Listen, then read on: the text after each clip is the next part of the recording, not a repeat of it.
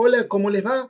Tengan ustedes una muy buena jornada y sean bienvenidos a una nueva entrega de Derecho Comercial 2 o Derecho Privado 3. En esta ocasión vamos a abordar la temática de los contratos asociativos. Es necesario hacer una recapitulación de lo que hasta el momento vamos viendo, porque primeramente habíamos enfocado el fenómeno de las sociedades desde su punto de vista de la esencia, de su naturaleza, y nos preguntábamos qué es la sociedad.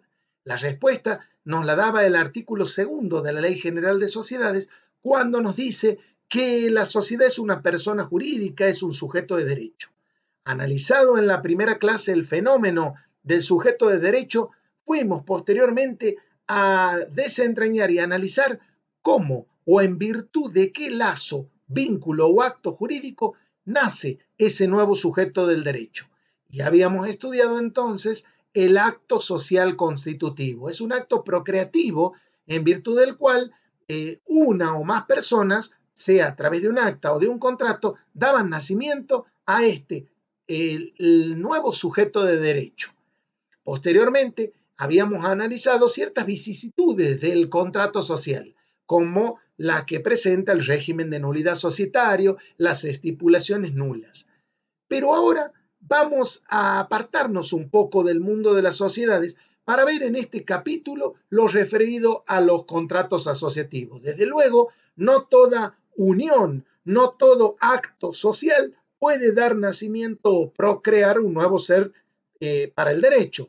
Ocurre lo mismo en la anatomía. No toda relación o no de toda relación nace un nuevo ser o una nueva persona humana. Nosotros ahora vamos a estudiar cómo es el vínculo asociativo en virtud del cual no nace un sujeto de derecho, porque no lo quieren las partes, porque así lo han decidido, quedarse con este contrato asociativo. Sin embargo, este instrumento de los contratos asociativos viene a ser una herramienta útil para los negocios y para sugerir a nuestros clientes en esta nueva etapa de nuestra profesión.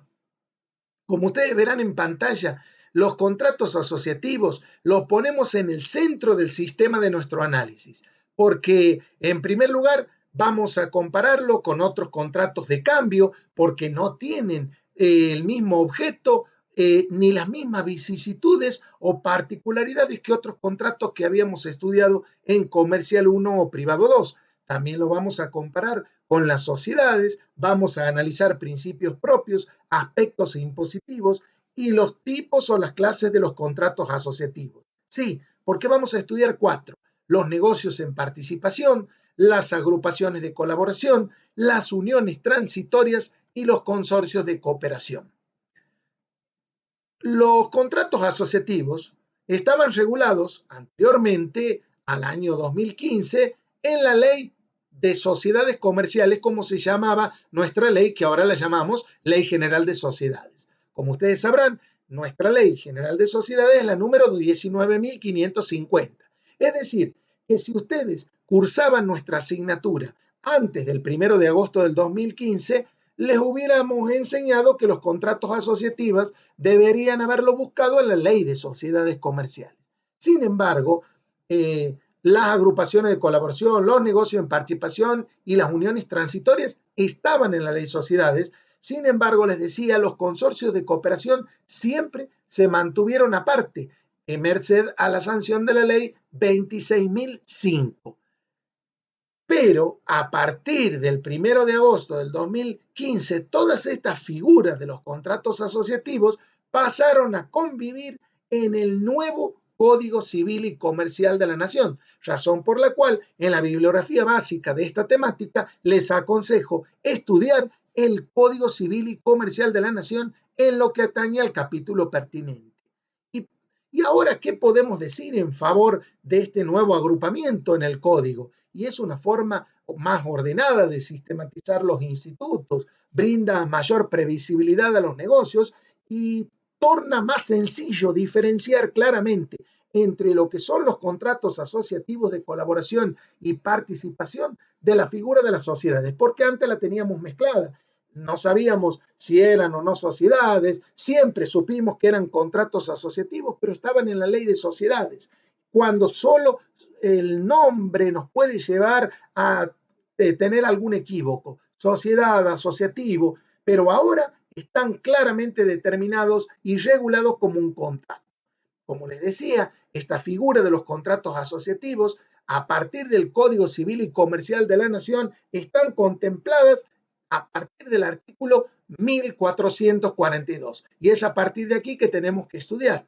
¿Y qué vamos a estudiar? Vamos a estudiar los negocios en participación, las agrupaciones de colaboración, las uniones transitorias, que antes se llamaban UTE, uniones transitorias de empresa, y los los consorcios de cooperación. El Código Civil y Comercial de la Nación estructura ahora estos contratos asociativos o las 4 modalidades, dando respuestas a necesidades diferentes. ¿Cuáles son las 4 modalidades? Negocios en participación, agrupaciones de colaboración, que antes las llamábamos agrupaciones de colaboración de empresas, uniones transitorias y consorcios de cooperación.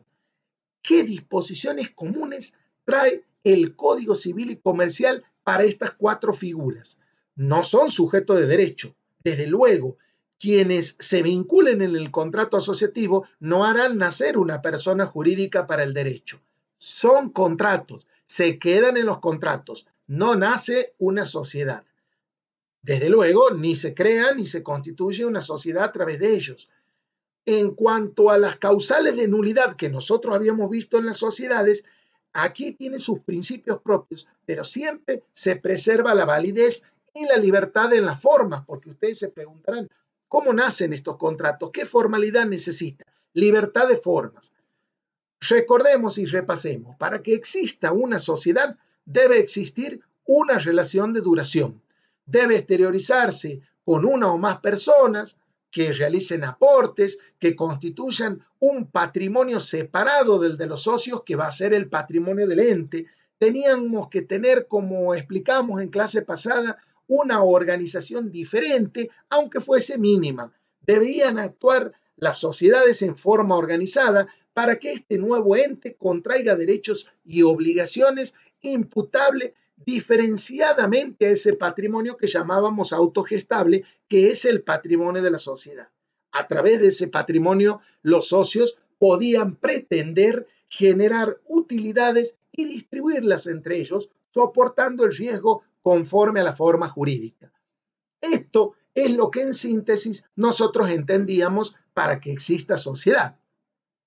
¿Y qué decir ahora de los contratos asociativos? Primero, no son sociedades, son solamente contratos.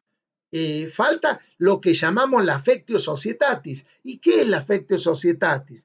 Es esa prerrogativa que cada uno de los socios se encuentra en condiciones de ceder al todo, a la sociedad, de ceder al interés general.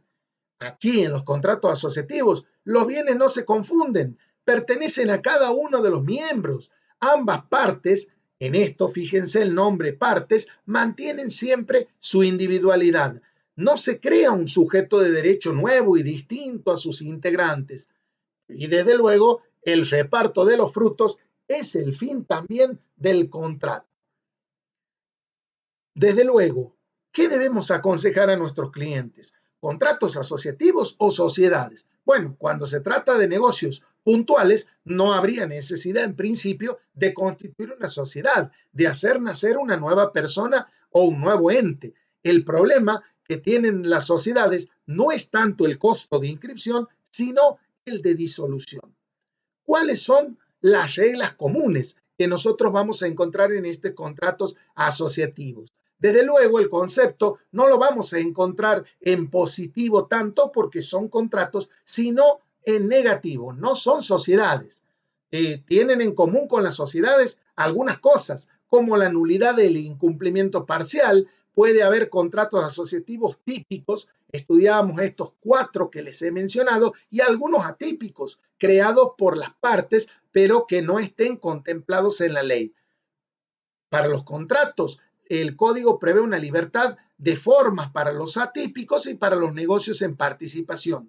Existe una representación común y los efectos de la inscripción en el registro es declarativa con oponibilidad. Vamos a comenzar a ver entonces el primero de los contratos asociativos, los negocios en participación. Desde luego, los negocios en participación constituyen un contrato asociativo que se instrumenta a partir de aportes comunes que hacen las partes.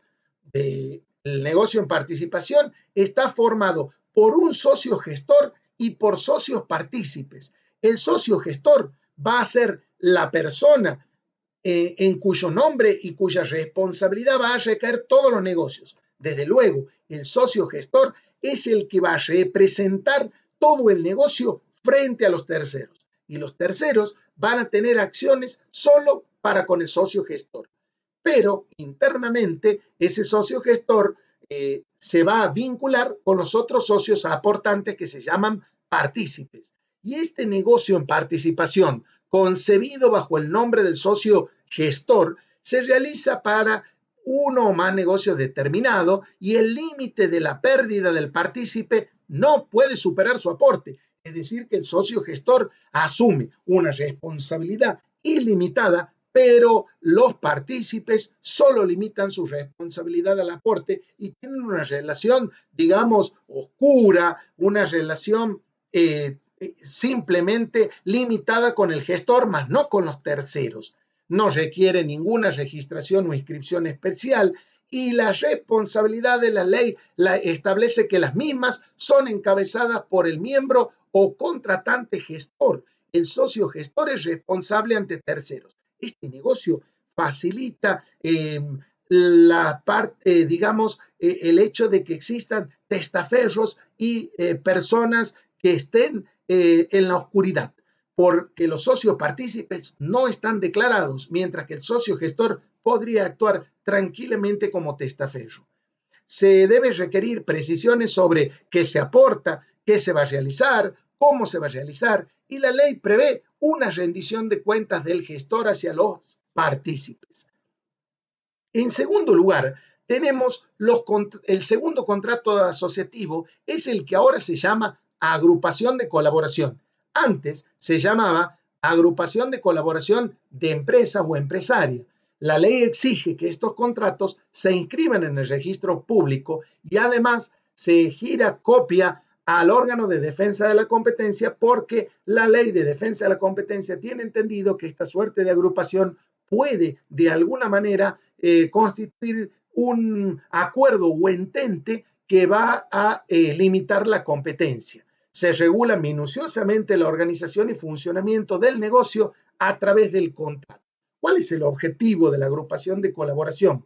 Es que las partes van a firmar un contrato para crear una organización común que va a perfeccionar o desarrollar determinadas fases de la actividad de sus propias empresas, miembros, o bien va a incrementar la operatividad de alguna de ellas. Ustedes conocen algunas agrupaciones de colaboración. Por ejemplo, varios supermercados se reúnen, celebran una agrupación de colaboración, un contrato para armar un pool de compras y poder desarrollar la fase de compras que les permita un mejor volumen de negociación frente a sus proveedores. Desde luego, la agrupación de colaboración, a diferencia de los negocios en participación, duran hasta 10 años. En sí misma no tiene un fin de lucro la agrupación, pero ella deviene en ahorro para las partes contratantes. Imagínense ustedes, no es lo mismo que un supermercadista vaya a comprar y a negociar con sus proveedores a que se reúna con otros, porque va a lograr mejores beneficios. Las partes contratantes pueden ser más que empresarios y se abre el alcance a personas jurídicas, porque antes la ley nos decía que debían ser empresarios domiciliados en la República Argentina y ahora se abre la posibilidad a las personas jurídicas. Las empresas o sujetos que van a participar no tienen nada que ver en sí mismas, pero tienen el mismo problema común que las lleva a formar una agrupación de colaboración. ¿Cómo funcionan? Designan un representante, pueden tener un régimen de inclusión y exclusión de miembros, hacen aportaciones comunes, acreditan a ciertos firmantes, tienen un objetivo preciso y detallan su actividad mediante técnica y métodos. En tercer lugar, tenemos las uniones transitorias. Las uniones transitorias, que antes las llamábamos UT y hoy solamente es el UT porque le sacó la ley la denominación empresarias, sirven para que dos o más partes realicen en forma asociativa una obra, un servicio o suministro. Como por ejemplo, mi empresa realiza una unión transitoria con otra empresa para ganar la licitación del bar de la facultad o ganar la licitación del corredor público de la línea 19 o 20 del transporte público y demás, que a lo mejor mi empresa sola no gana la licitación, pero en forma asociada a otra puede ser adjudicataria de esa licitación. Como ustedes ven en pantalla, por lo general las uniones transitorias se usan en emprendimientos de obras civiles, de obras hidráulicas, de servicios viales, también de licitaciones, concesiones, y se vincula específicamente a la realización de una obra, un suministro determinado, de los accesorios de una obra o de servicios.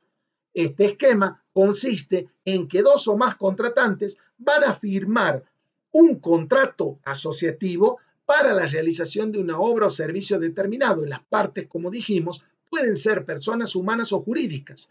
Tienen también un representante que es el responsable frente a los terceros y se inscribe esta unión transitoria en el registro público antes llamado Registro Público de Comercio. Se realizan grandes emprendimientos, minimizando riesgos y costos alrededor de las uniones transitorias. En cuarto lugar, ¿cuáles son estos consorcios de cooperación? Es una organización, desde luego, plural, que se crea para la realización de una obra, para la complementación generalmente de obras de tipo industrial, por ejemplo, los negocios de telecomunicaciones o transporte de alta gama, por ejemplo, un consorcio de la Unión Europea para crear el Airbus. Cada país realiza sus aportaciones comunes y coadyuvará a su resultado final. Incrementa o concreta operaciones realizadas en la actividad económica de sus miembros a fin de mejorar o incrementar sus resultados. Tiene un fin de lucro, desde luego, y desarrolla actividades externas con resultados a repartir. Debe confeccionar el consorcio los estados contables. Vamos a ver qué podemos decir a ustedes que en la carrera les interesa este tema, de los estados contables. ¿Qué ocurre en las cuatro formas asociativas que hemos estudiado? En el negocio en participación, la ley no te exige contabilidad, no le exige al gestor la contabilidad, sino solo una rendición de cuentas. En las agrupaciones de colaboración, las obligaciones de llevar contabilidad siempre están en cabeza del administrador. En las uniones transitorias, quien está obligado a llevar la contabilidad es el representante. Y en los consorcios de cooperación debe confeccionarse estados contables de situación patrimonial y sus movimientos deben constar en libros llevados con las formalidades establecidas por la ley, pero lo del consorcio. Fíjense que aquí el consorcio se diferencia y toma distancia de las otras formas asociativas donde los estados contables son requeridos en cabeza del socio gestor o del administrador. Vamos a ver algunos aspectos impositivos de los contratos asociativos, adelantándonos a lo que algún día usted habrá de ver en Impuestos 1, en el seminario de práctica profesional, que va a necesitar repasar estos conceptos. En cuanto al impuesto a las ganancias, estos contratos, como no son personas, no son sujetos de derecho, no son tampoco sujetos del impuesto. Pagarán impuestos cada uno de los participantes y de acuerdo a las características de los mismos. Por ejemplo, si los participantes en los contratos son personas humanas, habrán de sujetarse a la alícuota progresiva del 5 al 35 con deducciones personales que correspondan. Si son personas jurídicas, al 30% por los ejercicios que se inician desde el 1 de enero del 18 y por el 25% por los iniciados a partir del 1 de enero del 2020.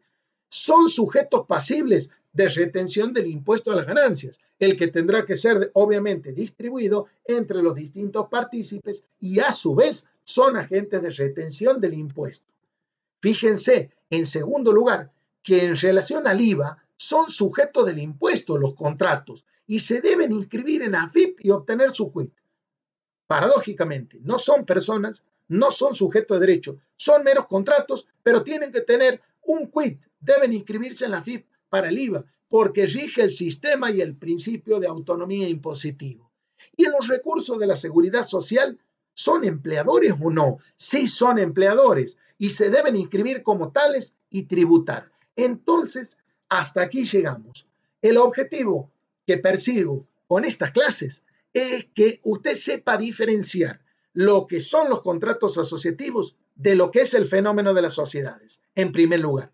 En segundo lugar, que tenga en cuenta que no de todo contrato social van a ser un sujeto de derecho. ¿Por qué?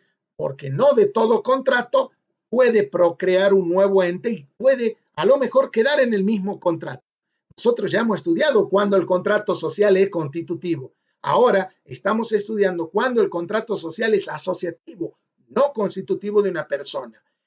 Y con este bagaje podemos estar en condiciones de asesorar mejor a nuestros clientes en cuanto al negocio que se nos consulte. Contador, ¿tengo que hacer una sociedad o conviene hacer un contrato asociativo? Dándole mayores muestras de asesoramiento, porque en esta profesión uno de los roles principales es el del asesoramiento. Y hasta aquí llegamos. Espero que haya sido de su agrado. Sabe que estamos a disposición para cualquier duda o consulta. Nos veremos en la próxima ocasión. Será hasta entonces y muchas gracias.